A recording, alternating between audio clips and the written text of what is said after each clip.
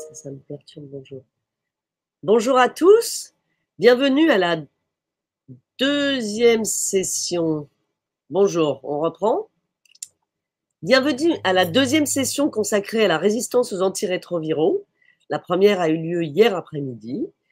Et je vais modérer cette session avec le docteur Alimatou Diop Ndiaye, qui est maître de conférence au CHU Le Dantec en virologie à Dakar.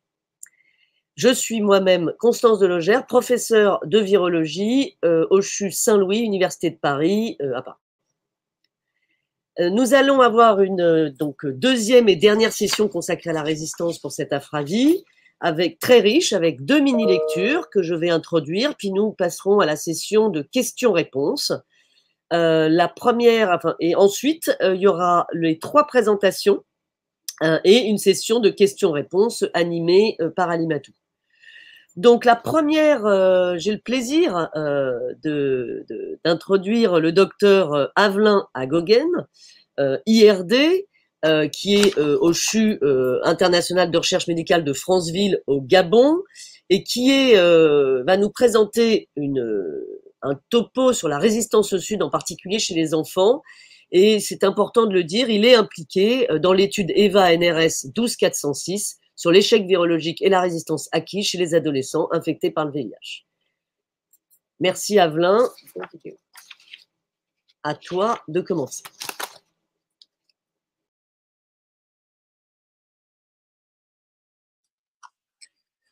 Bonjour, merci aux organisateurs pour l'invitation à cette 10e édition de l'Afravi. Ma présentation va porter sur la résistance du VIH aux antirétroviraux, en particulier chez l'enfant. Alors, la résistance aux antimicrobiens, de façon générale, représente un danger croissant. C'est une menace pour la santé mondiale et elle est associée à une importante mortalité, on le sait, et du fait que les nouvelles infections sont plus complexes à traiter, bien entendu, et bien sûr, elles augmentent considérablement les coûts de la prise en charge, les coûts de santé, et dans les contextes avec des systèmes de santé fragiles, elles représentent une pression majeure, donc une urgence à tous les échelles. La résistance du VIH aux antirétroviraux peut être de multiples origines. Elle peut être acquise, c'est-à-dire développée sous pression de sélection par exposition aux inhibiteurs, donc aux molécules antirétrovirales. On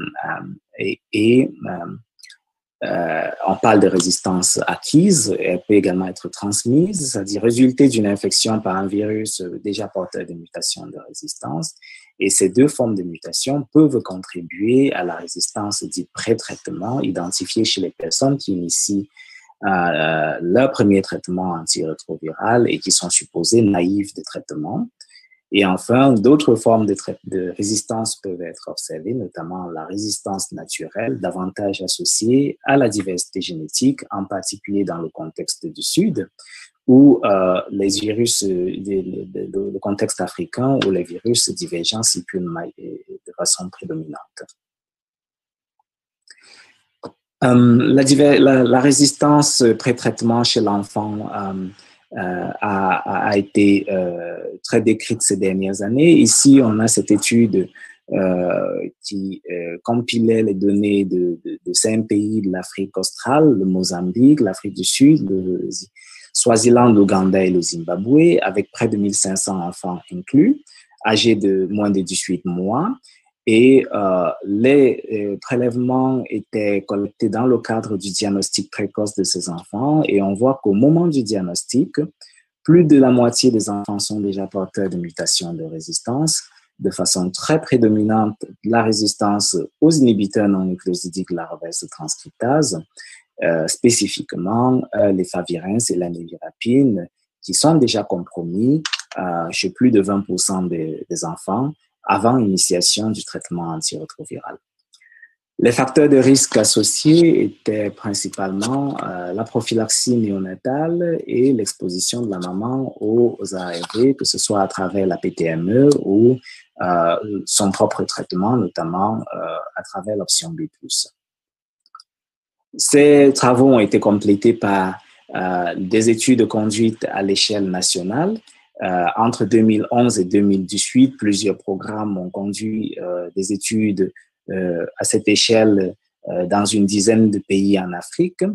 Et les données de ces travaux confirment cette prévalence de la résistance pré-traitement très élevée chez l'enfant, avec, comme on peut le voir, des taux de résistance aux inhibiteurs nucléosidiques qui augmentent aussi de façon considérable, et cela est inquiétant pour le futur de cette prise en charge.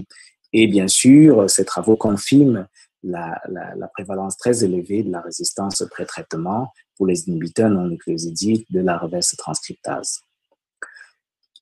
Quant à la résistance acquise chez l'enfant, les données ne sont guère meilleures. Ici, dans cette cohorte d'environ 160 enfants, incluant deux groupes d'enfants, un premier groupe traité avant l'âge d'1 an et un deuxième incluant des enfants traités après l'âge de 2 ans, sur une durée moyenne de 7 à 8 ans, avec des traitements combinant soit des molécules, des lignes à base d'inhibiteurs de la protéase dans le premier groupe, dans le deuxième groupe, des molécules incluant majoritairement des lignes à base d'inhibiteurs non nucléosidiques.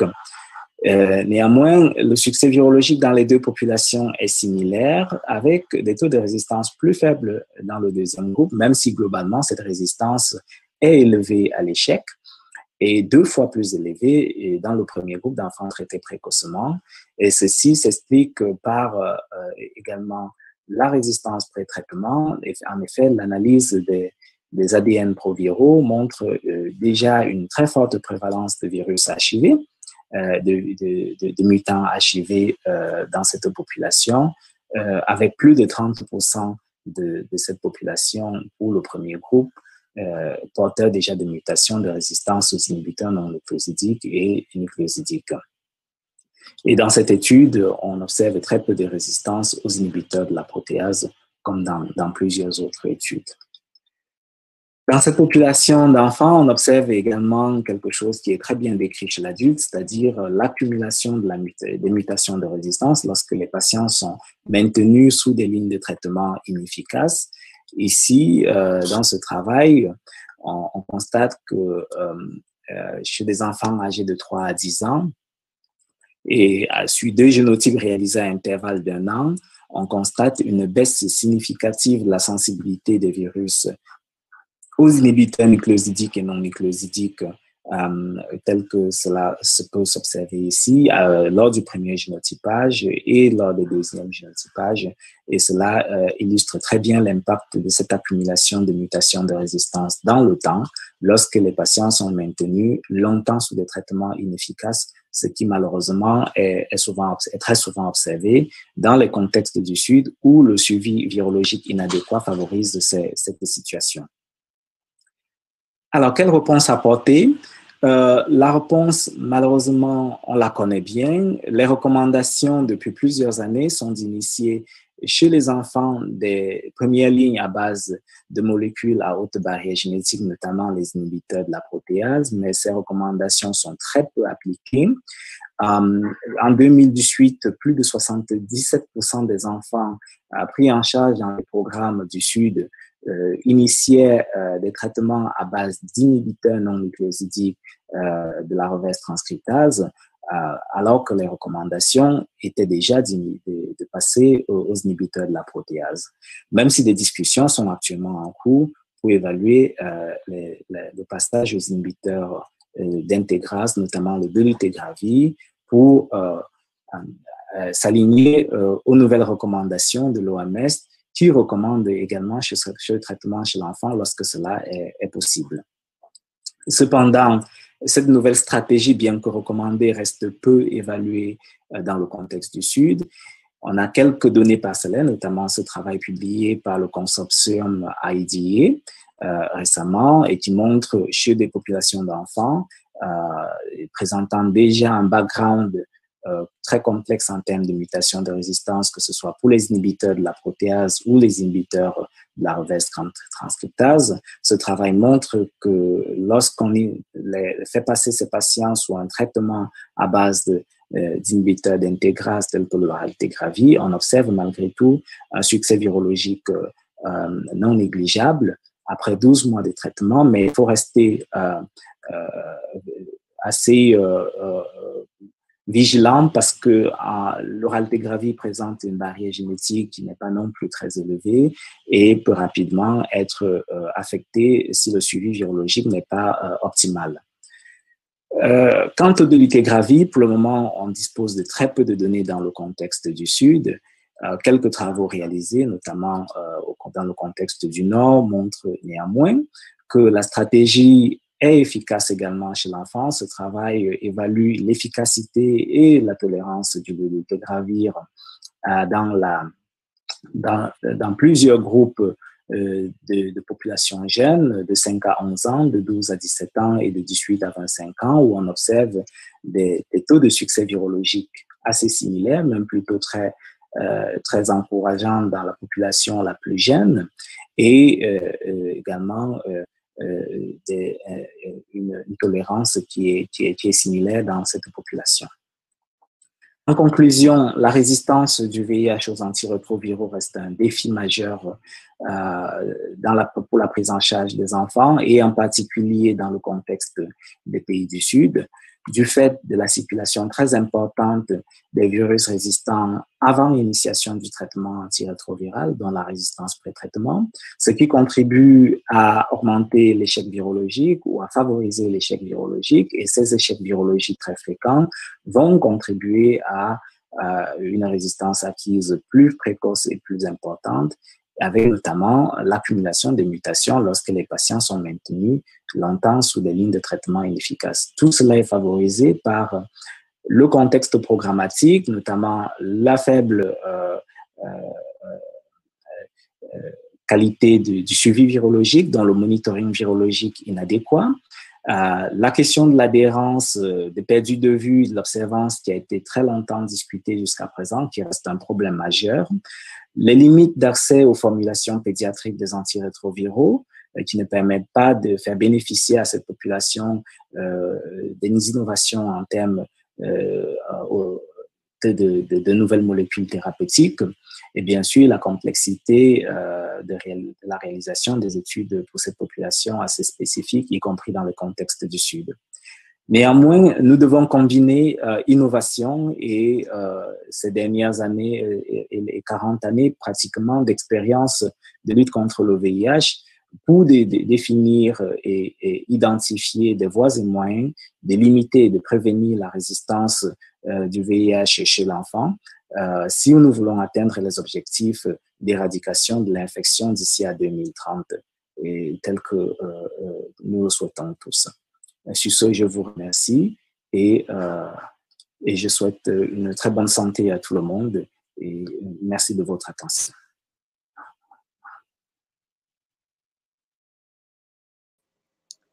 Merci beaucoup, Avelin, pour cet excellent topo, comme à chaque fois. Donc, nous allons passer à la deuxième présentation qui va être réalisée par Charlotte Charpentier, qui est professeure de virologie à l'hôpital Bichat, Université de Paris également à Paris, et qui est le centre qui est responsable et expert, en tous les cas pour l'ensemble de la France, du VIH2. Et donc, nous allons avoir un point, je l'espère, up-to-date sur la résistance du VIH2. Merci Charlotte, à toi. Merci beaucoup Constance. Merci au comité scientifique de m'avoir invité à faire cette mini-lecture donc, sur VIH2 et multirésistance, qui est effectivement un sujet qui me tient beaucoup à cœur. Alors, tout d'abord, quelques mots d'introduction. Cette diapositive, juste pour vous montrer les différences entre les protéines du VIH1 et du VIH2 en termes de poids moléculaire. Et donc, forcément, ça a un impact après sur les cibles des antirétroviraux, puisque ces protéines, même s'il y a la même structure de virion, ces protéines, elles sont quand même différentes entre les deux virus. Ça vient du fait que bien qu'il y ait une organisation génomique qui soit similaire entre le VIH1 et le VIH2, comme vous pouvez observer sur cette diapositive, eh bien, il y a quand même, au niveau nucléotidique, seulement 40 à 60% d'homologie entre le génome du VIH1 et du VIH2, ce qui explique beaucoup de choses. Une des plus grandes différences, c'est évidemment au niveau des protéines de régulation. Dans le VIH1, il y a une protéine VPU qui n'existe pas dans le VIH2, et dans le VIH2, il y a la protéine VPX qui n'existe pas dans le 1. Donc, ceci a des conséquences, et notamment les conséquences, c'est qu'il y a une résistance naturelle du VIH2 aux antirétroviraux, à certains d'entre eux. Donc, vous avez ici schématisé sur le cycle de réplication avec le code couleur et quand c'est évidemment la classe antirétrovirale est en rouge, c'est qu'il y a une résistance naturelle du VIH2 à ces antirétroviraux,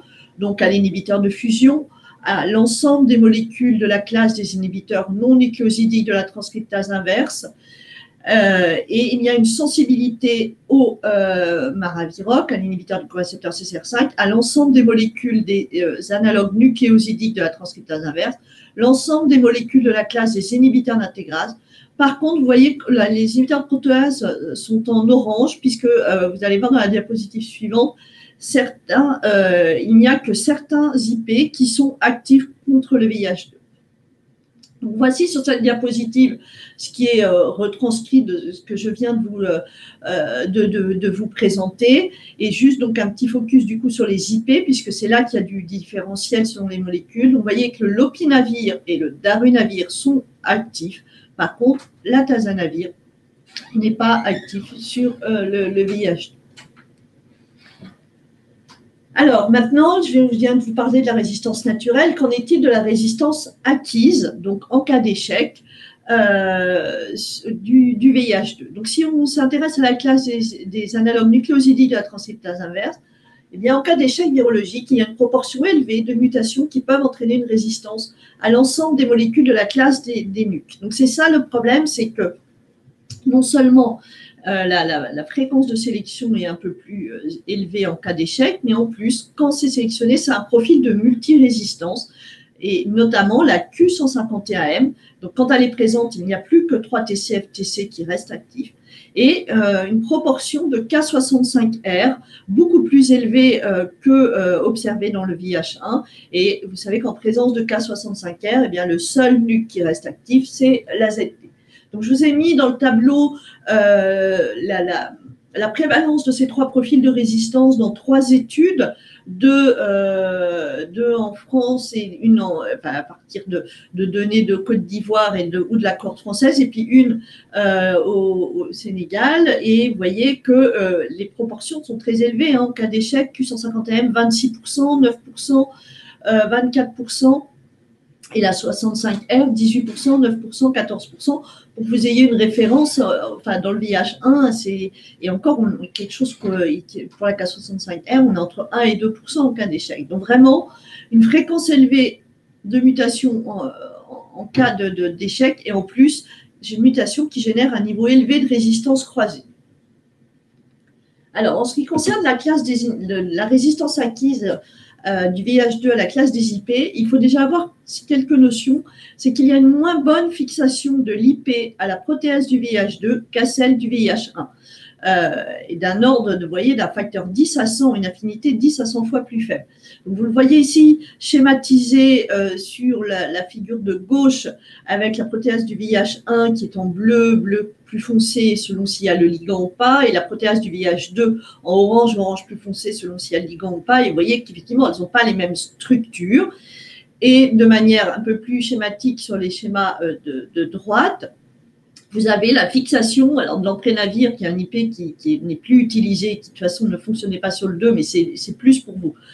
En preuve de concept, vous voyez qu'il n'y a pas du tout le même mécanisme de mode de fixation de l'IP dans la protéase du VIH1 et dans celle du VIH2. En effet, la protéase du VIH2, elle a une poche qui est plus hydrophobe, une présence de substitution de base naturelle qui pourrait impacter et modifier sa flexibilité.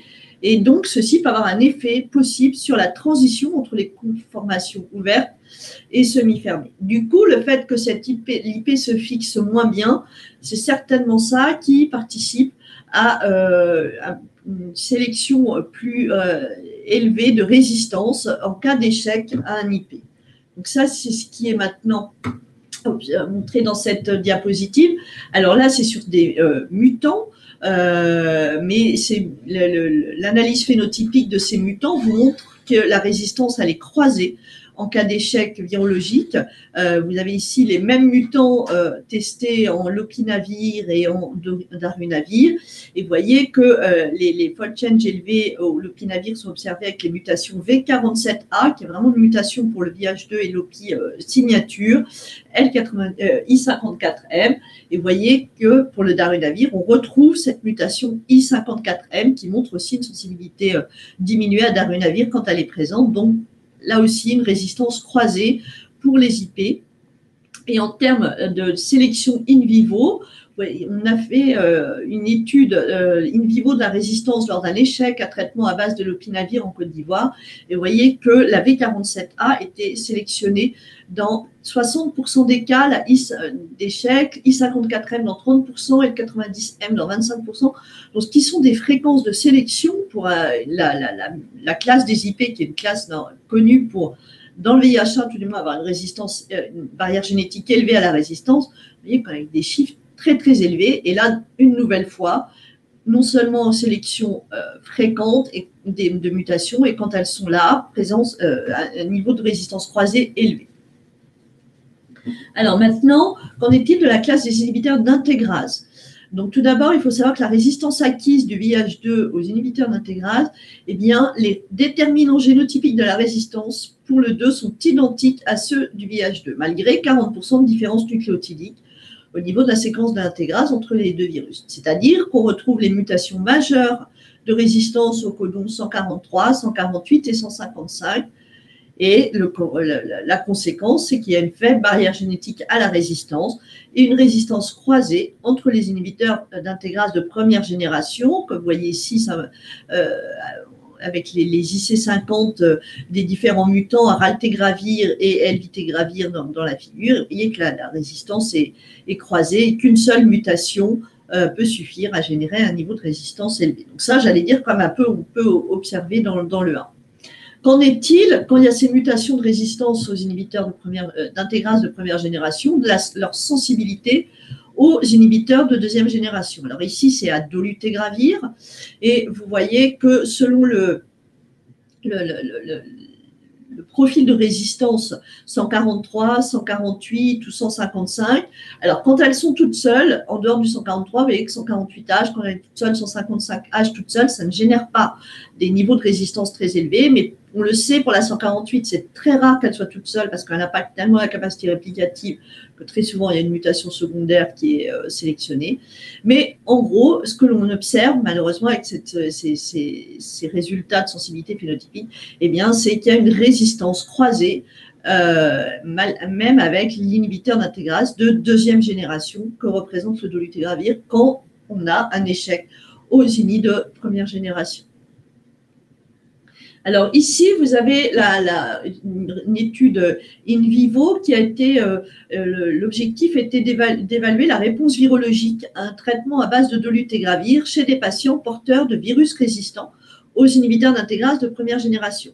Donc cette étude a porté chez 13 patients. Donc vous voyez ici les profils génotypiques de résistance, donc des patients très évolués dans la résistance, porteurs de virus multirésistants qui avaient déjà échappé à raltegravir ou à LVT. Et donc qui ont reçu un traitement finalement qui revient à un traitement de sauvetage dans lequel est inclus le dolutegravir. Et vous voyez la réponse à M3 et à M6, peu de cas où la charge virale avait réussi quand même à devenir indétectable, donc chez 6 sur 13 des patients à M3 et 4 sur 12 des patients à M6.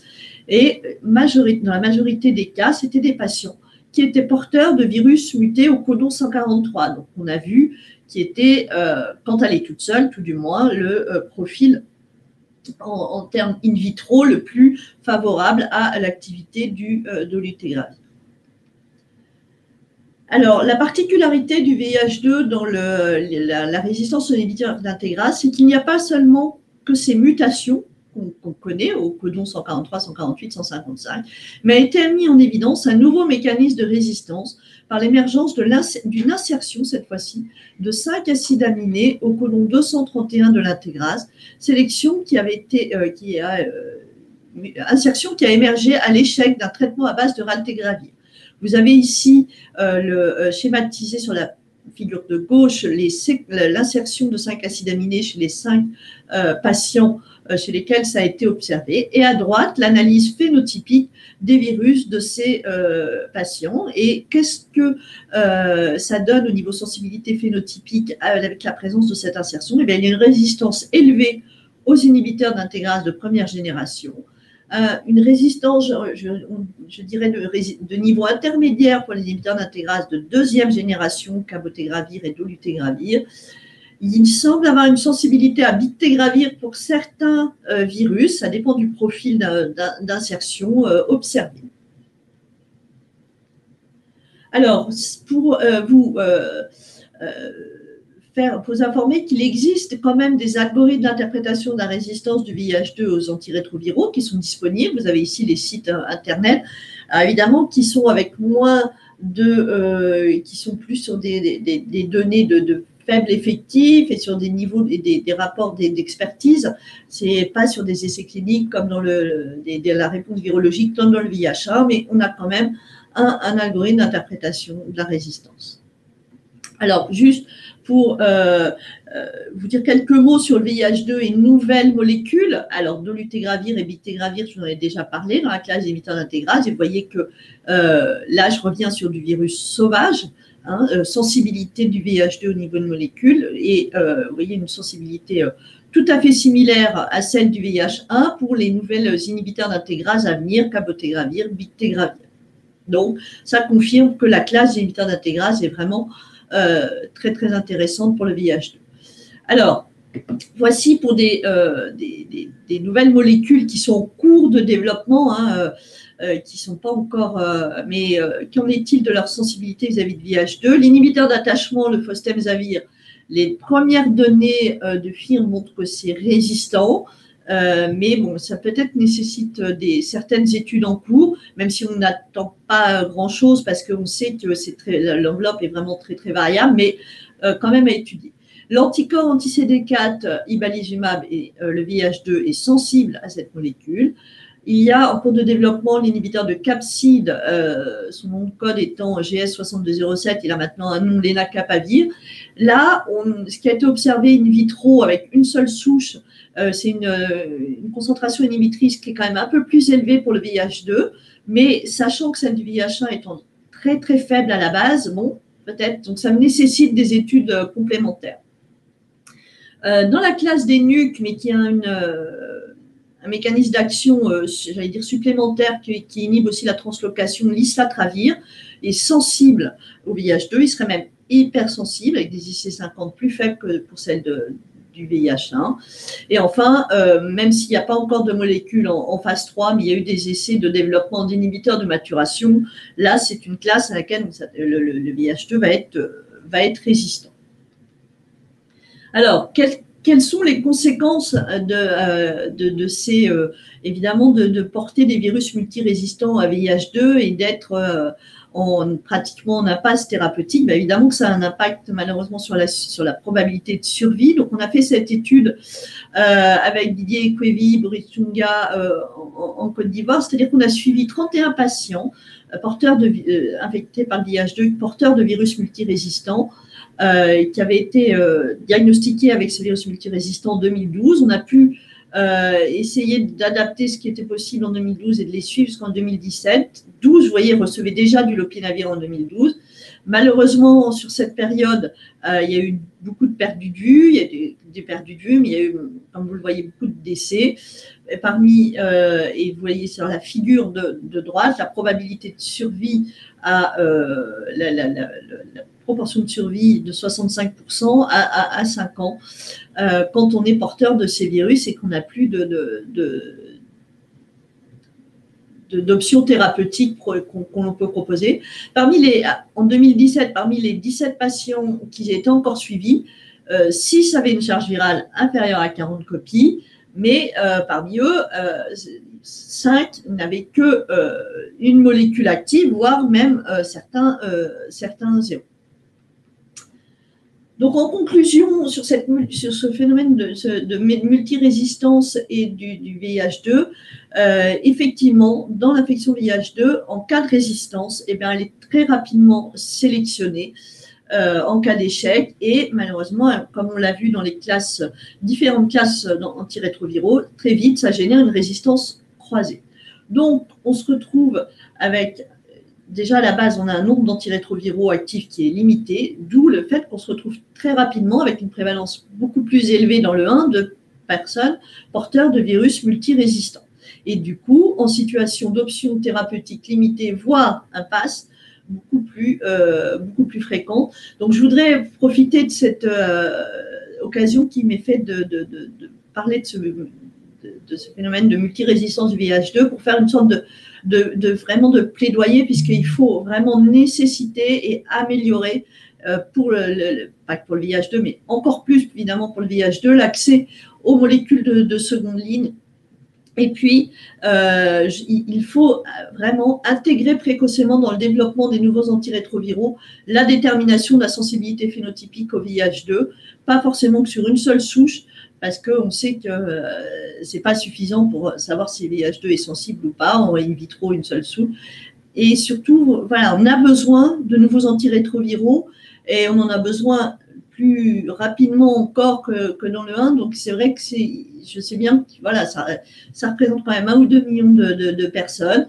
Et donc, on a besoin de ces nouveaux antirétroviraux et de déterminer leur activité sur le VIH2.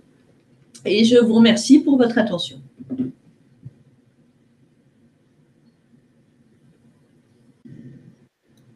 Merci beaucoup, Charlotte. Merci, Avelin.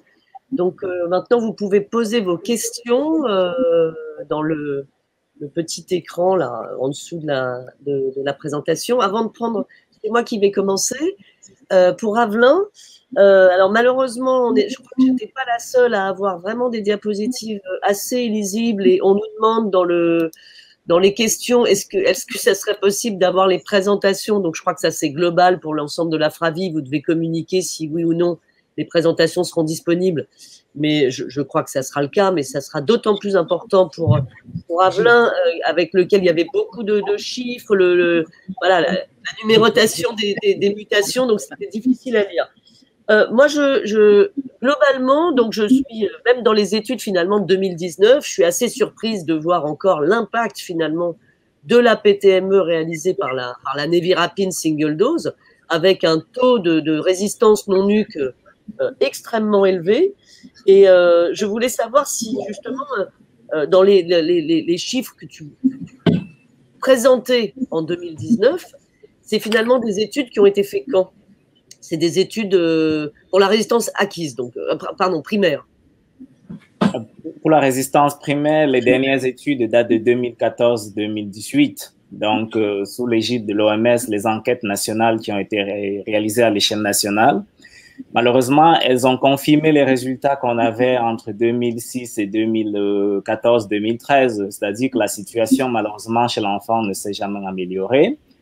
Parce que encore plus que dans cette population que dans les autres, on a un gros problème lié à la prise en charge, au suivi de la prise en charge, et le couple mère-enfant est extrêmement victime de la mauvaise prise en charge, notamment de tout ce qui va être...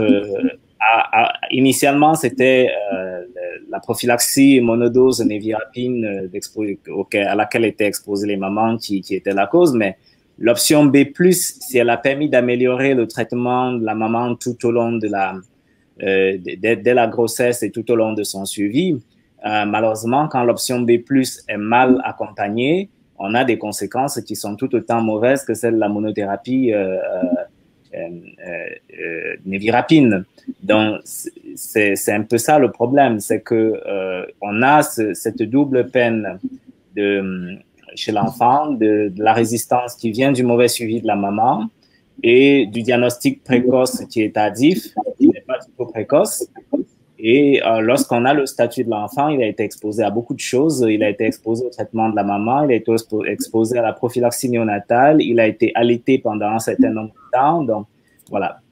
Oui, donc en fait, une cumulation d'exposition aux drogues qui circulent le plus, qui doivent être les non-nucléosidiques, de toute Exactement. façon. Avec du coup un risque, je termine, un risque d'archivage en plus important, tu l'as dit, dans ces PBMC. Et donc, du coup, une classe qui est quasi à interdire pendant, à mon avis, très très longtemps chez ces enfants avec cette résistance très forte au non-nuc, quoi. Absolument, d'autant qu'on sait que la réversion aujourd'hui, ce n'est plus, voilà, c'est pas aussi systématique que ça. On sait que cet archivage dure très long, ça peut durer très longtemps. Et ce sont des lignes qu'il faut absolument éviter d'utiliser aujourd'hui. Mais comme le montrait l'OMS en 2019, en début 2018, on avait presque 80% des enfants qui initiaient toujours leur première ligne à base de non-nuc. Donc, aujourd'hui, je ne dirais pas que la situation a drastiquement changé. C'est pas, voilà, on doit toujours être sur un nombre très élevé d'enfants qui initient ces traitements, malheureusement. Mais on a un deuxième problème actuellement, c'est que malheureusement, on a peu d'études récentes conduites dans cette population. Les grands programmes de surveillance à l'échelle nationale sont de plus en plus difficiles à conduire, notamment parce que ça coûte très cher et que les programmes nationaux ne peuvent pas l'assumer. Et les organismes de recherche considèrent que ce n'est pas de la recherche scientifique et que c'est de la surveillance. Donc, au final, je dirais qu'aujourd'hui, on manque drastiquement de données à jour, notamment pour pouvoir mieux préparer l'accès aux inhibiteurs d'intégrase, par exemple, dans ces populations. Et est-ce que, donc, il y a une question du public, dans le public bien caché, c'est Marie-Laure Chex. Est-ce que vous avez des données déjà, justement, de résistance acquise après des préventions de mère-enfant par le DOLUT ou voire par IP? Est-ce qu'il y a déjà des données très récentes là qui seraient plutôt rassurantes sur des bébés Personnellement, j'en ai pas trouvé. La grosse majorité de la biblio que j'ai essayé de faire, c'est sur quelques études qui sont en cours de démarrage, notamment en Afrique du Sud. Mais en termes de résultats, je n'ai pas trouvé de résultats déjà disponibles pour le moment dans ce contexte-là, notamment de mamans qui auraient bénéficié du DOLU et quel serait l'impact pour la transmission mère-enfant. Ce sera mieux. Regarde, Constance. Qu'est-ce qui se passe? Elle est toute seule. Moi, j'ai été coupée. Est-ce que vous me recevez là? Oui, oui, c'est bon. Vous m'entendez ou pas? Oui. Et dans les essais du Malawi, par exemple, vous n'avez pas de données sur les essais les plus récents? Le travail au Malawi, c'est plus en population générale et on n'a pas de recul pour l'instant, et notamment dans cette population qui va être très spécifique chez les enfants. Donc, on n'a pas de recul pour l'instant et il va falloir attendre qu'on ait des données et des publications là-dessus.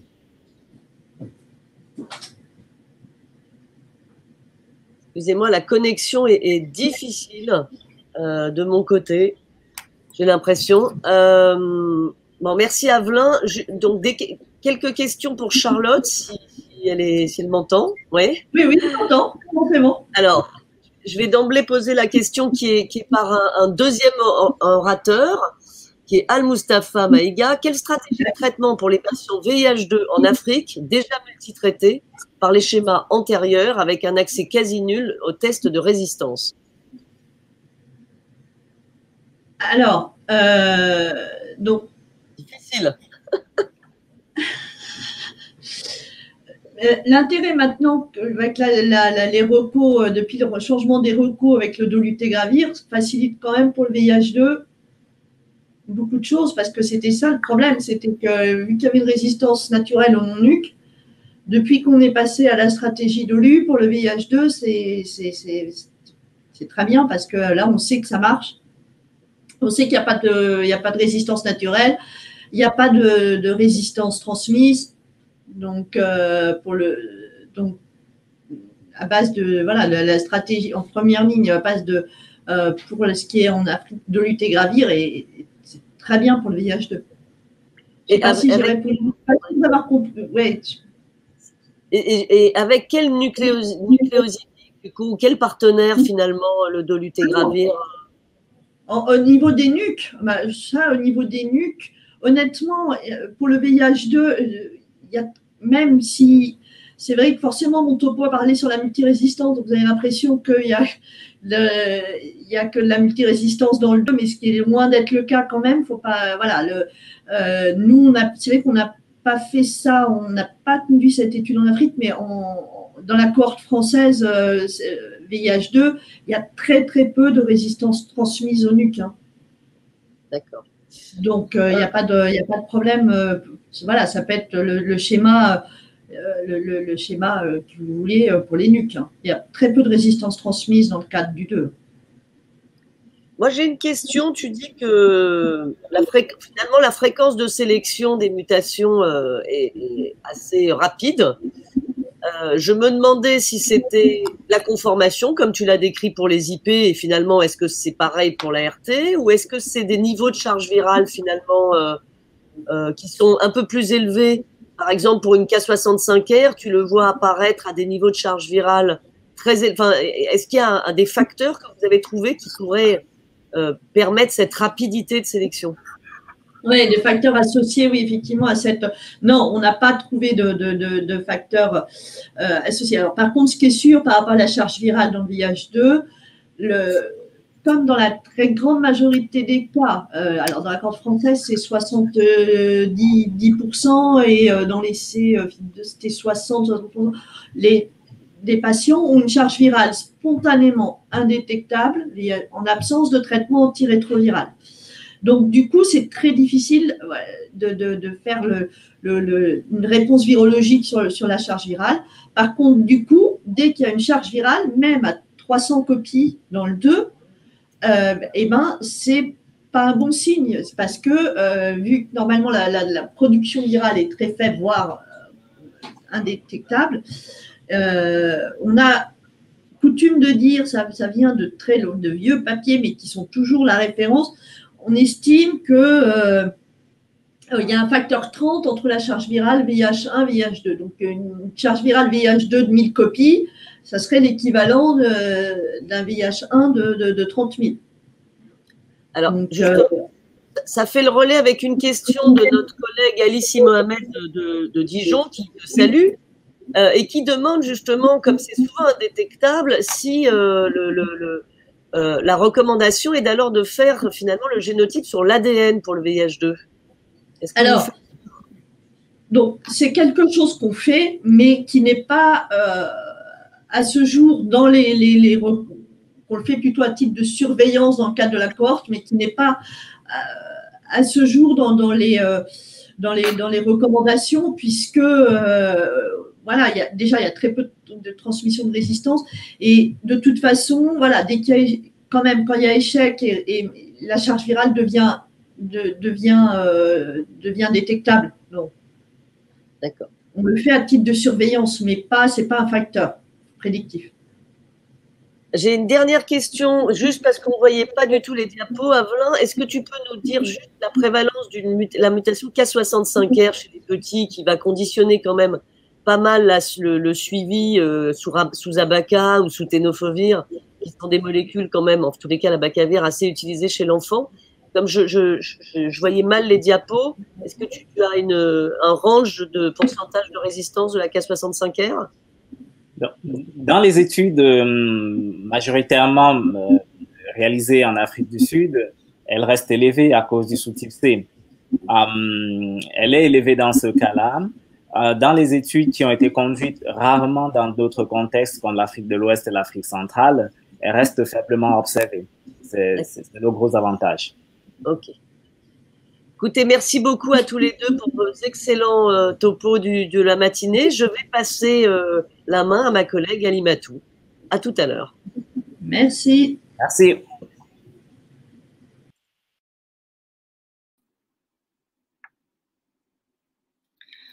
Bonjour à tous, bonjour Constance, bonjour Avelin et Charlotte. Je voudrais tout d'abord remercier les organisateurs pour l'opportunité qui m'est donnée de co-modérer cette session avec Constance Delogère. Alors, nous allons donc continuer cette session de présentation sur la résistance aux antirétroviraux et nous allons tout de suite annoncer la prochaine présentation qui va être faite par Dr Nuhu sur l'évaluation des patients suivis en 3e ligne de traitement antirétroviraux à Niamey au Niger. Nuhu, c'est à vous. Merci.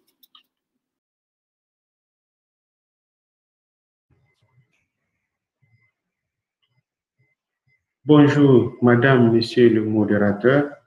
Donc, nous avons l'honneur de vous présenter notre travail intitulé l'évaluation des traitements antirétroviraux chez les patients suivis à Niamey au Niger.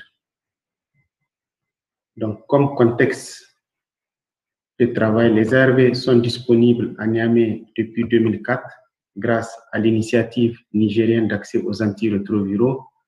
D'après l'estimation de l'ONU-SIDA de 2019, on dénombre 33 000 personnes vivant avec le VIH au Niger. D'après la revue semestrielle du Programme national de lutte contre le sida et les hépatites, à la fin du 30 juin 2020, on note 22 332 patients sous traitement antirétroviral au Niger, avec 5% des patients en 2e ligne. La mise à disposition des ARV de 3e ligne a débuté en 2017. Cependant, peu de données sont disponibles. L'objectif de ce travail est d'évaluer le mode d'utilisation et l'efficacité des traitements de 3e ligne proposés en utilisation courante en dehors des études contrôlées à Niamey. Pour atteindre cet objectif, on a opté comme méthodologie un traitement de 3e ligne a été proposé à tous les patients VIH positifs recevant un traitement de 2e ligne pour lequel la mesure de la charge virale restait supérieure à 1000 copies, après un renforcement d'observance d'au moins 3 mois. Un suivi longitudinal, clinique et biologique de tous les patients recevant un traitement de 3e ligne pris en charge dans les 2 principaux centres de prise en charge de VIH au Niger, notamment le centre de traitement ambulatoire et l'hôpital national de Niamey, depuis au moins 6 mois, car une charge virale est demandée à partir de 6 mois du démarrage du traitement antirétroviral, quelle que soit la ligne thérapeutique. Le recueil de données épidémiologiques, cliniques et biologiques a été fait sur la base des dossiers patients INARO. Les variables quantitatives sont présentées en médiane et les données qualitatives en proportion. Les résultats de notre travail, comme caractéristiques de base, ils sont au nombre de 25 patients, en majorité de femmes à 57%, avec un âge médian de 44 ans, avec des extrémités allant de 17 ans à 63 ans, avec une durée moyenne du traitement ARV de 2e ligne de 62 mois, avec des extrémités allant de 15 à 101 mois. Il faut noter que la charge virale évaluée chez ces patients avant leur passage en 3e ligne avait une moyenne de 224 000 copies, avec des extrémités allant de 1540 copies à plus de 1 400 000. Le traitement antirétroviral de 2e ligne chez ces patients avant leur passage, il faut noter 3 patients, soit 12%, avec comme ligne thérapeutique l'association tenofovir-lamivudine, atazanavir boosté ou ritonavir. Et 22 patients, soit 88%, ont une ligne thérapeutique de 2e ligne composée de tenofovir, lamivudine, plus lopinavir boosté ou ritonavir. Un génotypage a été demandé donc chez 14 de nos patients, dont 10 ont amplifié. Il faut noter au niveau de ces génotypages, on note une résistance au lopinavir à 50%, une résistance au tenofovir et à l'atazanavir à 30% chacune, et une résistance partielle au darinavir à 20%. Un traitement de 3e ligne a été proposé chez ces patients sur la base de 2 combinaisons qui sont retenues dans les directives nationales de prise en charge des personnes vivant avec les VIH. Ces combinaisons sont l'association Raltegravir et Travirine, Darunavir boosté ou Ritonavir pour 8 patients, soit 32%. Et la deuxième association, c'est le Raltegravir associé au tenofovir plus Darunavir boosté ou Ritonavir pour 17 patients, soit 68%. Il faut noter, depuis juin 2020, tous les patients sous Raltegravir sont switchés au dolutegravir. Une première évaluation de nos patients après 6 mois de traitement antirétroviral a été réalisée sur la base de la charge virale chez 20 patients. Donc 14, soit 70%, ont une charge virale indétectable inférieure à 50 copies. 3 patients, soit 15%, ont une charge virale modérée entre 50 et 200 copies. 2 patients, soit 10%, ont une charge virale comprise entre 200 et 1000 copies. Et une patiente qui a une charge virale supérieure à 1000 copies, plus exactement 4000 copies.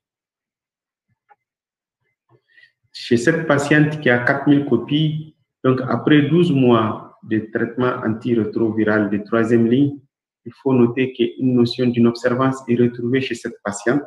Donc un génotypage a été demandé, dont le résultat est le suivant. Il faut noter au niveau de ce génotypage, on note une résistance à la classe de la reverse transcriptase. Donc, les inhibiteurs nucléosidiques sont tous résistants, sauf les tenofovir. Et au niveau des inhibiteurs non nucléosidiques, on note une résistance aussi à toute cette classe, notamment les favirennes, nevirapine, rilpivirine et travirine. Et ce génotypage nous donne aussi une possible résistance à la tazanavir et au lopinavir. Et il nous donne une résistance à toute la classe des anti-intégrases, le raltegravir, dolutegravir, bictegravir, viltegravir et cabotegravir. Un traitement a été adapté sur la base de ce résultat à cette patiente, donc qui est retenu à base de tenofovir et du darunavir boosté au ritonavir. Un second suivi biologique a été réalisé 18 mois après le démarrage du traitement de 3e ligne chez 19 de nos patients, dont 16, soit 84%, ont une charge virale indétectable inférieure à 50 copies. Et 2 patients, soit 11%, ont une charge virale modérée entre 50 et 200 copies. Et un patient avec une charge virale à 312 copies. Donc, en conclusion, l'accès à la 3e ligne de traitement antirétroviral reste très fréquent dans notre contexte, ce qui justifie une évaluation précoce des échecs de 2e ligne. L'accès est limité au génotypage de résistance pour les patients en échec pour des raisons logistiques et financières constitue un facteur limitant de l'accès au traitement de 3e ligne. Le taux de succès thérapeutique est retrouvé élevé avec plus de 95% de succès, mais le soutien à l'observance demeure indispensable pour éviter l'émergence de résistance aux anti-intégrases et aux darunavir déjà qui commencent à s'observer chez certains de nos patients. Un mot de remerciement à l'endroit du personnel du centre de traitement ambulatoire et de l'hôpital national de Niamey, à l'endroit du programme national de lutte contre le sida et les hépatites, à l'endroit du Fonds mondial, en tout cas pour son appui inestimable à la fourniture du traitement antirétroviral aux patients de l'initiative nigérienne d'accès aux antirétroviraux. Et un mot de remerciement à l'endroit de l'association Entraide Santé 92 pour de multiples efforts déployés à notre égard et surtout pour votre facilitation à accéder à ces génotypages. Et à l'AFRAVI pour nous avoir donné l'opportunité de vous présenter ce travail. Merci de votre aimable attention.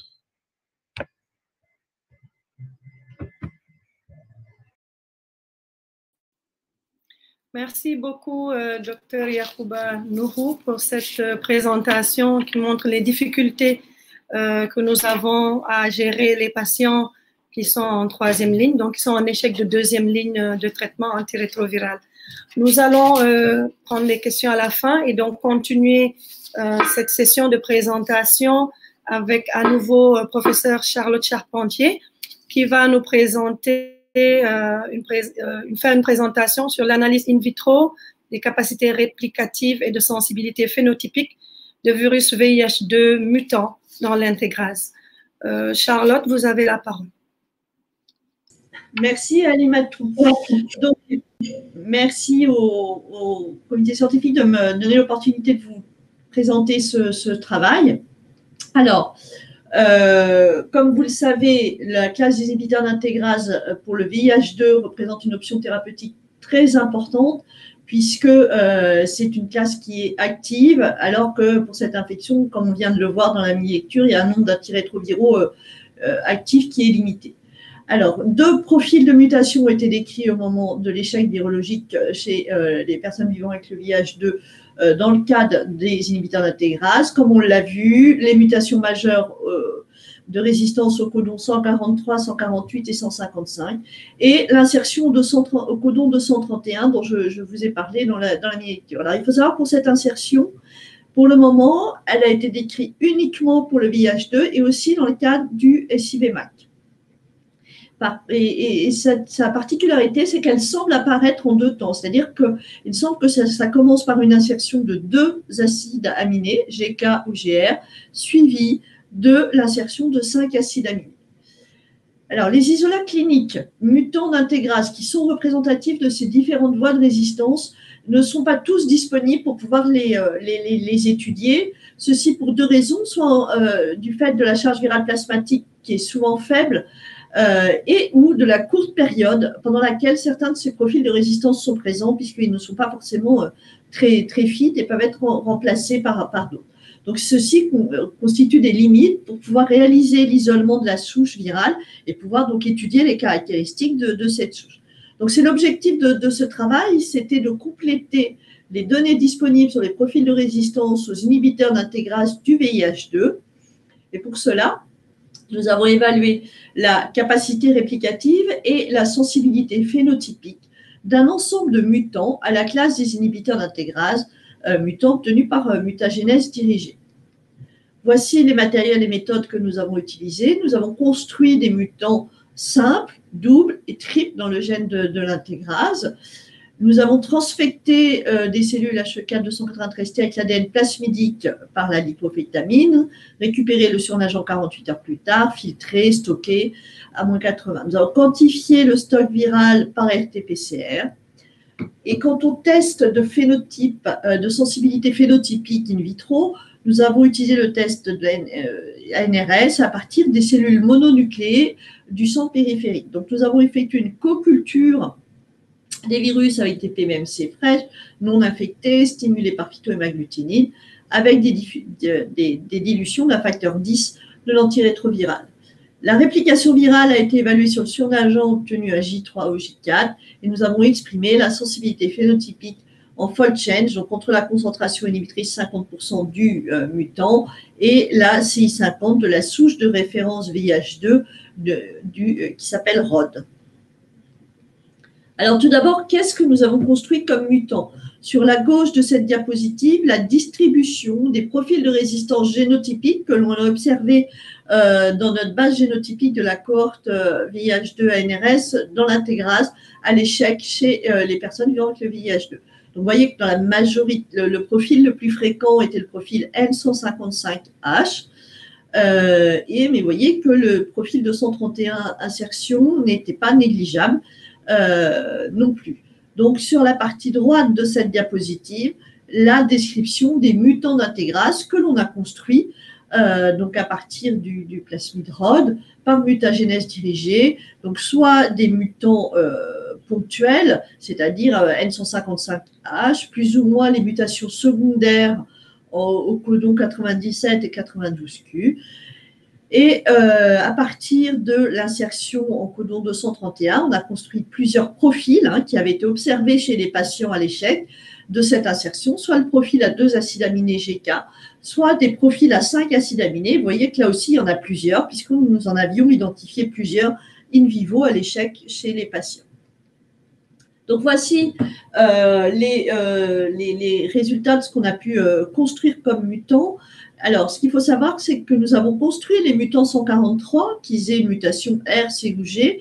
Cependant, tous les mutants 143 avaient une capacité réplicative très réduite et donc ne pouvaient pas se répliquer à un niveau suffisant pour déterminer leur sensibilité phénotypique. Donc, nous ne sommes pas allés plus loin dans l'étude de ce chemin de résistance, puisque, en raison de la finesse trop faible, on ne pouvait pas l'étudier pour la sensibilité phénotypique. Donc, au final, vous avez ici la liste des mutants, donc principalement le chemin N155H de résistance, plus ou moins une ou deux mutations secondaires. Et puis, vous avez la liste des mutants avec l'insertion au codon 231 que nous avons étudié. Voici les résultats de capacité réplicative des mutants avec l'insertion, les différents profils d'insertion testés par rapport à un virus sauvage. Vous voyez que tous les mutants avec une insertion au codon 231 présentaient une capacité réplicative qui était maintenue, à l'exception du mutant GIR-GK qui, vous le voyez symbolisé avec le petit astérix bleu, avait une capacité réplicative pour le coup diminuée par rapport au virus de référence, virus sauvage ROD. Donc voici des premiers éléments de résultats. Et les seconds, c'est en termes de sensibilité phénotypique. Donc, nous avons testé ces profils face aux différents inhibiteurs d'intégrase, le bictegravir, le dolutegravir, cabotegravir et raltegravir. Vous avez en haut la référence, le virus sauvage ROD. Donc, dans la partie haute du tableau, les résultats concernant les insertions. Donc, vous voyez que l'insertion de 2 acides aminés est sensible aux inhibiteurs d'intégrase de deuxième génération, mais résistant à raltegravir et à cabotegravir. En ce qui concerne les 2 profils qu'on a pu étudier d'insertion à 5 acides aminés, vous voyez qu'ils sont résistants à l'ensemble des inhibiteurs d'intégrase, que ce soit de première ou de deuxième génération.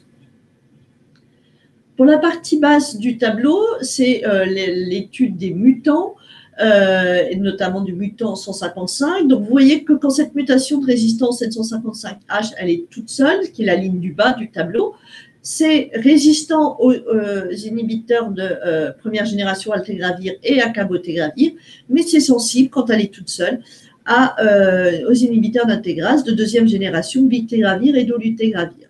Par contre, quand elle est associée à une mutation secondaire, la T97A, ou à 2 mutations secondaires, E92Q et T97A, vous voyez que là, il n'y a plus que le bictegravir qui reste actif sur ce type de double ou triple mutant. Vous voyez que même le dolutegravir montre un niveau de résistance élevé quand la mutation majeure de résistance est accompagnée de sa mutation secondaire.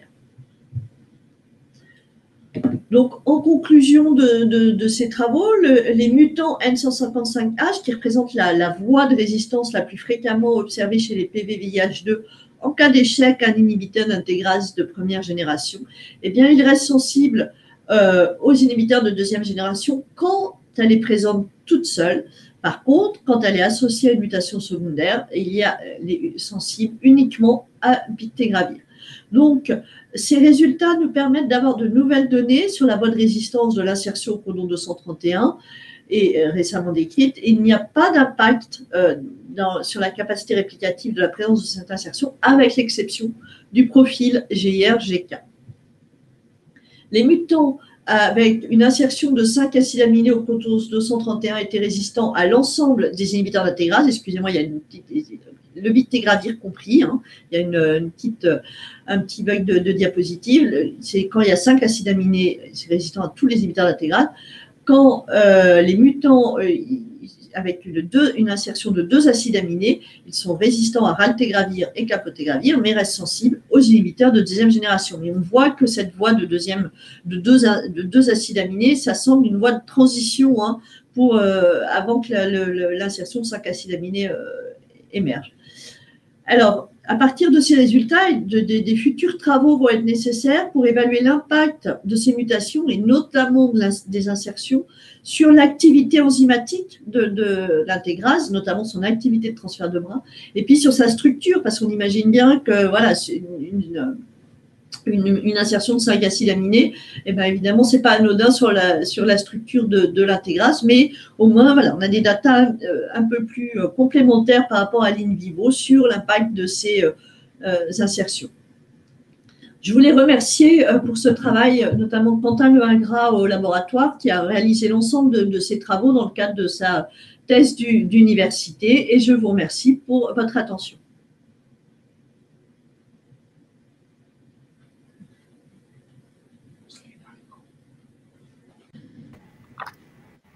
Merci beaucoup, Charlotte, pour cette très belle présentation. Malheureusement, on a une difficulté de connexion avec Dr Ndjoumé Dembi, qui ne pourra donc pas faire sa présentation portée sur l'échec virologique et les résistances acquises chez les adolescents, verticalement infectés au Cameroun. Nous allons donc continuer avec la série de questions-réponses. Tout d'abord, il y a une question pour Dr Nourou, de Dr Ousseynou Ndiaye du CRCF, qui voudrait savoir, Dr Nourou, qu'est-ce qui explique le faible nombre de patients inclus dans l'étude et pourquoi est-ce que les patients n'ont eu de mesures de charge virale à M6 et à M12. À vous, Dr Yarouba. OK. Merci, Halimatou. Donc, d'abord, la première question, qu'est-ce qui explique le faible nombre de patients inclus? En fait, on a un souci d'abord, on a eu des difficultés d'abord à avoir les médicaments, ça c'est un. Et même quand les médicaments sont là, connaissant, c'est des médicaments qui sont achetés sur le fonds État. Donc, le Fonds mondial n'achète que les médicaments de première et deuxième ligne pour les patients. Les médicaments étant chers, coûtent cher, donc parfois avec le souci avec le gouvernement pour la mise à disposition de ces médicaments, ce qui fait qu'on s'assure que vraiment le patient est observant et qu'il a vraiment des mutations qui nécessitent de faire passer en troisième ligne avant de le faire passer. Et parfois, ce génotypage aussi, Constance est là, on a des difficultés à l'avoir. C'est vrai, tous ces génotypages qu'on a réalisés, en tout cas pour tous ces patients, c'est à travers des petits protocoles d'études que nous montons et qu'on arrive à avoir des financements par-ci, par-là, de 5 millions, 6 millions de francs CFA. Sinon, ce n'est pas le gouvernement qui fait ça. C'est à travers des petits trucs. On ne sait pas vraiment pour avoir ce génotypage. Mais du point de vue national, jusqu'à aujourd'hui, il n'y a pas un programme d'accès au génotypage pour nos patients. Ce qui fait que vraiment, c'est des petites études sur des patients vraiment qui sont suivis à Niamey. Puis que le montant, en tout cas, que nous arrivons à mobiliser pour faire ces génotypages n'est pas un gros montant. Et chaque fois, les patients candidats à ces génotypages sont vraiment tous les patients qui ont une charge virale supérieure à 1000 copies. C'est possible qu'on passe à côté pour des patients qui ont une charge virale inférieure à 1000 copies, pour nous qui ne sont pas accessibles, du moins, qui ne sont pas candidats à ces génotypages-là. Ça, c'est un. Et de deux, actuellement, pour l'instant, par rapport à ces médicaments de troisième ligne, là, pour le darunavir, c'est vrai, on en a, mais c'est une incompréhension entre les soucis de commande. Donc, ce qui fait qu'actuellement, on a du daru qui risque d'être seul, sans booster, sans rito. Donc là, on est en train de voir avec le programme s'ils peuvent peut-être faire un prêt avec un pays de la sous-région pour que ces patients puissent avoir un traitement optimal. Donc, vraiment, c'est un souci logistique et financier vraiment qui limite le passage de ces patients en troisième ligne, si je peux l'appeler ainsi, Madame Halimatou. Merci beaucoup pour cette réponse. Je crois que ce que vous vivez, c'est un peu ce que nous vivons tous dans les pays du Sud. La difficulté de gestion des échecs de deuxième ligne, c'est réellement une problématique. L'Organisation mondiale de la santé recommande effectivement de faire un génotypage de résistance avant de passer aux molécules de troisième ligne, mais vos résultats le montrent aussi, c'est que nos patients restent tellement longtemps en échec déjà avant le passage de la première à la deuxième ligne, puis avant le passage de la deuxième à la troisième ligne, que l'accumulation des mutations font que par la suite, les troisième lignes également ne sont pas toujours actives. Donc, je pense que ce que vous avez, la situation que vous décrivez, le faible nombre, c'est également ce qu'on retrouve dans la plupart de nos pays. Il n'y a pas de questions particulières pour Charlotte. Je ne sais pas si vous avez un commentaire, Constance, déjà par rapport à la présentation de nouveau. Pas que vous voulez intervenir. En fait, dans le chat, sur le côté, là, il y a Avelin qui pose une question. Il demande à Yacouba si la troisième litre est à la charge du patient. Et si oui, combien coûte-t-elle? Bon, la troisième ligne n'est pas à la charge du patient pour l'instant. C'est l'État c'est l'État qui met à disposition, même s'il y a des ruptures de temps en temps. Mais sinon, ce n'est pas à la charge du patient. Jusqu'à aujourd'hui, aucun patient n'a acheté des ARV au Niger. Vraiment, c'est à la charge de l'État. Et parfois, nos partenaires d'entraide santé 92, des fois, ils nous envoient quelques échantillons, en tout cas, qu'on met à la disposition de ces patients pour qu'ils ne tombent pas en rupture. Mais sinon, jusqu'ici, c'est vraiment à la charge de l'État, même s'il y a on note quelquefois des petites ruptures par-ci, par-là, mais c'est à la charge de l'État. Alors, par contre, moi, je veux bien poser une question. Donc, vraiment, bravo, Yacouba, pour ta présentation. Et puis, finalement, sur ces quand même très bons résultats de troisième ligne, tu nous as pas présenté finalement l'étape d'avant, un peu comme dans les CETILAO, c'est-à-dire combien vous aviez de patients en échec de deuxième ligne chez qui le renfort d'observance a permis le contrôle. Est-ce que tu sais la proportion finalement de combien de personnes qui étaient en échec de deuxième ligne et qui ont contrôlé sans le switch? Ok, bon, là, vraiment, Constance, on n'a pas fait le point. Je ne peux pas vous donner, mais c'est que sûr, il y a beaucoup de patients qui ont des charges virales qui répliquent après contrôle d'observance. En tout cas, tout finit par entrer dans l'ordre. Ça, on en a, mais peut-être c'est une bonne question. On va essayer de voir, faire un point, en tout cas, ne serait-ce qu'au CTA, pour voir combien de patients qui ont une charge virale entre 500 et 1000 copies qui, après contrôle des renforcements d'observance, sont passés à une charge virale indétectable. On n'a pas fait ce point exactement, mais c'est que sûr, il y a des patients comme ça qu'on a évité de passer abusivement en troisième ligne. Et du coup, est-ce que la mise en place de la troisième ligne, qui est finalement une ligne pour laquelle, pour vous, c'est vraiment presque la dernière, avec qui coûte cher, est-ce que vous l'accompagnez justement d'un renfort comme ça d'éducation thérapeutique, ou finalement c'est comme la deuxième, vous donnez les médicaments, ou alors vous insistez plus auprès des patients pour dire que c'est quand même une ligne importante, vous n'avez pas de traitement après? Comment vous accompagnez cette troisième ligne? Ok, bon, en fait, pour tout passage en première, deuxième, voire troisième ligne, en tout cas, les patients sont entretenus par l'équipe de l'éducation thérapeutique, quelle que soit la ligne, dès que tu changes. Et surtout pour ces de troisième ligne, en tout cas, à chaque passage, on attire leur attention que vraiment, c'est la dernière cartouche qu'on a pour vous. Vous avez intérêt vraiment à bien prendre vos médicaments pour vraiment éviter de vous retrouver dans des problèmes. Puisque, et même des fois, ils constatent, d'habitude, on donne 2 à 3 mois de médicaments. Il y a des moments où ils viennent, à peine ils ont 1 mois. Donc, on vous dit, faites attention. En tout cas, soyez observants. Prenez correctement vos médicaments. C'est la dernière chance qu'on a pour l'instant. Donc, sinon, l'appui à l'observance est fait vraiment pratiquement à tout instant, surtout exceptionnellement pour ces patients de troisième ligne-là. Mais tout changement nécessite vraiment un appui à l'observance par l'équipe de l'éducation thérapeutique. Bon, super travail. Alors, maintenant, je veux bien juste féliciter ma collègue et amie Charlotte Charpentier pour ce travail vraiment remarquable in vitro. J'avais justement une question dans la première mini-lecture, mais que je vais poser là. Les insertions que vous avez vues, vous les avez observées sous échec au raltegravir, est-ce que c'est bien ça? Et pendant finalement des échecs qui ont duré combien de temps? C'est-à-dire, est-ce que vous avez pu déterminer pourquoi, quels étaient les facteurs associés à l'émergence de ces insertions par rapport à un autre profil, type 148, 150? Alors, je confirme effectivement sous raltegravir. Alors, sur les facteurs associés, si on est dans le VIH2, c'est très compliqué. On ne peut pas faire de belles études comme dans le 1. Au niveau, alors là, c'est un peu de tête, mais j'ai le souvenir que pour moi, on était à 11 à 12 mois en médiane de durée de traitement à base de raltegravir. D'accord. Là, comme de tête, il me semble que c'était à peu près ça. Au niveau des facteurs associés, là, comme ça, il faudrait que je vérifie. Je ne sais plus si en fait, la question, c'est est-ce que les nuques étaient actifs avec le raltegravir, parce que c'est évidemment. Et là, j'avoue que j'ai plus la réponse en tête. Je pense que non. Je pense que pour certains, il y avait des mutations nuques parce que si on avait mis, c'est des patients. Enfin, je le sais comme c'est des patients qui ont quand même été traités depuis très longtemps, donc je pense que s'ils étaient Raltegravir, c'est qu'ils avaient déjà eu, je pense pour moi, ils avaient déjà eu des mutations aux IP. Et du coup, s'il y a des mutations aux IP, on peut imaginer.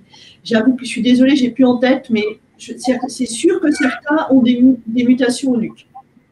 Et le profil 2 insertions, 2 acides aminés, vous ne l'avez pas décrit, vous, finalement, in vivo? Alors, si, in vivo, on l'a trouvé chez un patient. Mais en fait, en longitudinal chez ce patient, on a le temps à 2 insertions et je crois que c'est 4 mois plus tard où il a les 5 acides aminés. Aussi, si on l'a in vivo chez un des 6 patients. D'accord, ok. Non, puis très joli travail aussi sur la capacité réplicative, où on voit finalement que le virus, ça ne le dérange pas d'avoir 5 acides aminés de plus. C'est ça qui nous a assez… ouais, on ne s'attendait pas vraiment. Ouais. On n'était pas très près, les charges virales étaient élevées, donc bon, a priori… Et c'est tous du sous-type A? Il y a des deux. Non, il y a du groupe A et du groupe B. D'accord. Et ROD, c'est du A, ROD? Oui, ROD, c'est le A. Ouais, c'est la référence. Vous avez sur du A, vous. Vous avez introduit… Exactement. Par contre, oui, on n'a pas, effectivement, on n'a pas produit sur le contexte du groupe B. On a fait sur le A. Ok, ben merci beaucoup. Peut-être Alimatou. Ah, Alimatou, il y a une question. Je vous laisse la parole. D'accord, merci. Donc, il y a une question de Djiba Kaba en Guinée, qui adressée à Charlotte, qui voudrait savoir s'il y a une explication au fait que le CAB reste actif malgré l'apparition de la mutation. Charlotte, à vous. Pardon, une explication. Oh, oui, merci. Une explication au facteur pour expliquer l'apparition, c'est ça? Oui, au fait que malgré l'apparition de la mutation, le CAB restait actif. Le CAB restait actif. Allez, oui, ok. Oui. Alors, là, il parle, je suis désolée, il parle de la mutation 155. 155. C'est ça? Peut-être à la première présentation. Sinon, il y a une autre question. Oui, allez-y, Charlotte. Constance, vous voulez dire quelque chose?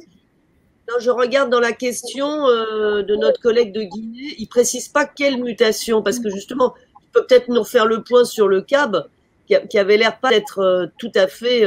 Enfin, c'est un peu décevant, non? C'est un peu décevant, oui. Voilà, tout à fait. Le CAB, on n'a pas l'impression, dans ce contexte du VIH2, clairement, on ne peut pas le mettre en inhibiteur, enfin, le mettre entre guillemets, le classer comme un inhibiteur de deuxième génération dans le cadre du 2, hein, parce qu'il y a très peu d'activité du CAB qui reste sur des virus résistants aux inhibiteurs d'intégrase de première génération. Donc, ouais, non, le caboté, pour moi, voilà, ça ne permet pas d'être actif sur des virus résistants aux premières générations, c'est clair, dans le cadre du 2. Alors, il y a une autre question encore plus globale. Pensez-vous qu'il serait plus aisé d'éliminer le VIH2 compte tenu du faible niveau de charge virale comparé au VIH1? Là, c'est plutôt une question… ouais. Alors, vous savez, le VIH2, il est déjà en soi un petit peu cantonné, si je peux dire. Il n'a pas diffusé effectivement comme le 1, il est resté très concentré au niveau épidémiologie sur l'Afrique de l'Ouest. Il y a des papiers qui ont fait des projections, enfin des projections, des modélisations, on en parle beaucoup en ce moment, qu'on pourrait, dans certains pays, c'est en Guinée-Bissau, dans les années 2030, que vu que la séroprévalence VIH2 est en train de diminuer, on pourrait tendre vers la diminution très, très drastique du nombre de cas. Maintenant, voilà, effectivement, bien sûr, il se transmet moins, il a les caractéristiques pour, il se transmet moins bien parce qu'il a une charge virale plus faible, donc il se diffuse moins bien. De là de là à aller jusqu'à son, entre guillemets, éradication par ces seuls facteurs, non, enfin, voilà, les modélisations en Guinée-Bissau montrent que ça tendrait à diminuer dans les années 2030, mais voilà, pas être nul, hein, malheureusement. Non, ça ne suffira pas par lui-même. C'est clair. Je pense qu'on observe tous à peu près la même chose, cette baisse de la prévalence du VIH2 dans la région Afrique de l'Ouest. C'est à peu près la même chose au Sénégal. Ça baisse, probablement parce que ça ne diffuse pas, c'est moins transmissible. Mais voilà, il y a encore cette difficulté à gérer au quotidien les patients infectés par le VIH2. Aujourd'hui, on a les inhibiteurs d'intégrase qui ont commencé à être utilisés et qui marchent relativement bien, mais toutes les présentations de Charlotte, là aussi, il va falloir être prudent parce qu'il y a ces mutations, il y a cette insertion en position 231 qui peuvent compliquer les traitements, d'autant qu'on est dans un contexte, comme l'a montré tout à l'heure Dr Yacouba, avoir une autre ligne, voilà. C'est déjà compliqué pour le VIH1, pour le VIH2, ça va être encore beaucoup plus difficile. Donc, si Constance n'a pas un autre commentaire, je vais peut-être faire le résumé de cette deuxième session, en regrettant peut-être le fait que Dr Ndoumé n'ait pas pu nous présenter la résistance et les échecs viraux chez les adolescents. On sait également que c'est une population qui est particulière et qui donc est très difficile à gérer. Souvent des cas d'échecs, comme ça a été montré tout à l'heure par Dr Avelin. Donc des échecs, des résistances qui sont très souvent liés au fait qu'il y a un problème d'observance. Ces problèmes d'observance également sont importants. Constance l'a rappelé tout à l'heure par rapport au passage de la deuxième à la troisième ligne dans le cadre de l'étude TILAO. On avait montré à peu près que 66% des patients qui étaient en échec viraux de deuxième ligne, lorsqu'on renforçait l'observance, eh bien, ces patients redevenaient indétectables. Donc, l'observance, l'éducation thérapeutique, l'accompagnement des patients, c'est quelque chose qui est fondamental et sur lequel on doit compter dans nos pays à ressources limitées, d'autant qu'on sait que nous avons un arsenal thérapeutique qui est très limité.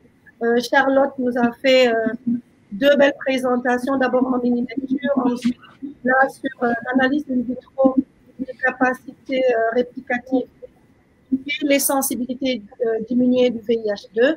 Et voilà, tout ça pour nous dire que le VIH2 reste encore une problématique dans nos zones. Le dolutegravir qui est là, qui commence à être utilisé, mais il faut vraiment que tout soit mis, que l'accompagnement soit mis autour des patients pour qu'ils comprennent que cette thérapeutique antirétrovirale, elle doit être prise vraiment de la meilleure des façons. C'est pas facile. C'est pour cette raison d'ailleurs qu'il faut cet accompagnement social pour éviter les échecs. Parce que aujourd'hui, après le dolutegravir, je sais pas trop ce qu'on pourrait avoir. En tout cas, il y a très peu de nouvelles molécules pour les patients infectés par le VIH.